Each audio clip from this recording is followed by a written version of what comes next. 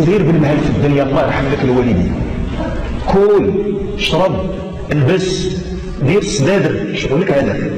لما كنقولش داك الشيء اللي عندك في الدار سير لوحو، لما كنقارنيش ونقارنك بالنبي عليه الصلاه والسلام، غير هو كنقول لك في الدنيا سير غير بالمهل.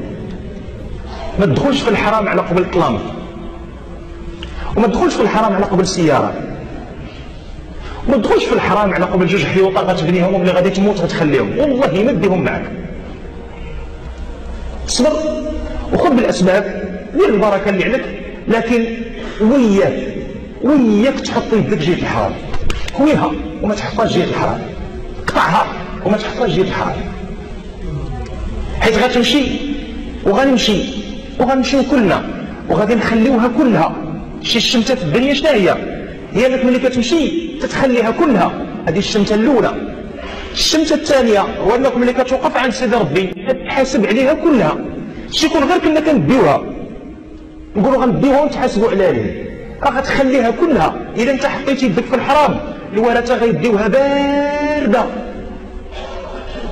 ولا كنت انت واكل شي واحد الحقوق ديالهم الورثه ما تخبرهمش غياكلوها بارده. ولا جا صاحب الحق يقول لي واش عندك شي اثبات؟ اقول لهم ما عندي حتى اثبات، اقول لي تلهي وتفاهم انت وياه، وغديرها على ظهرك كلها. اش كيقولوا سيادنا حنا؟ كيقول لك الكفن ما فيه جيوب. علاش الكفن كيقولوا الكفن ما فيه جيوب؟ راه ما غديش 20 درهم على قبل الطريق، ما غتحصلش هنا ولا هنا وتمد 50 درهم. هذا فراش النبي عليه الصلاة والسلام، وهذا بيته، وهذا قدره عليه الصلاة والسلام. يتخفف سير دقة شوية عليك.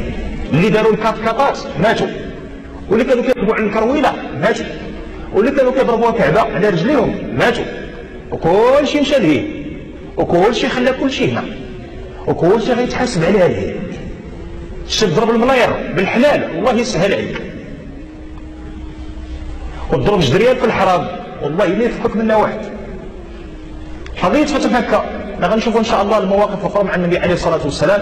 سبحانك اللهم وبحمدك نشهد ان لا اله الا انت نستغفرك ونتوب اليك، وصلى اللهم على محمد وعلى اله